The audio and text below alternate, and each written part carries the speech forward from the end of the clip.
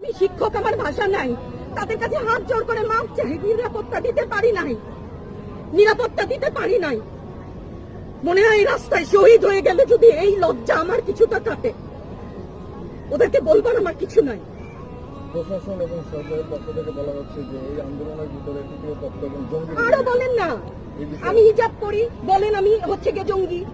আরো বলেন না, যারাই প্রতিবাদ করছে জঙ্গি। হ্যাঁ, ৭১-এর সময় জঙ্গি এক যদি চেহারা অমন হয়, ২৪-এর জঙ্গি চেহারা এরকম হবে। তাহলে গত প্রতিদিনে বাংলাদেশ থেকে যে পরিমাণ গ্রেফতার হয়েছে তাতে দেখা যাচ্ছে যে ৮৫% সাধারণ মানুষ যারা কোনো দল করে না। এই বিষয়ে দল করলেও বা ক্ষতি কি?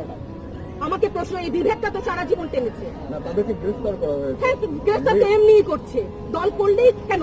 দল করার এটা স্বীকৃতি দিতে হবে। দল করলে ক্ষতি কি? অধিকারই তো চাচ্ছি, সাধারণ মানুষের অধিকার চাচ্ছি, ক্ষতি কি?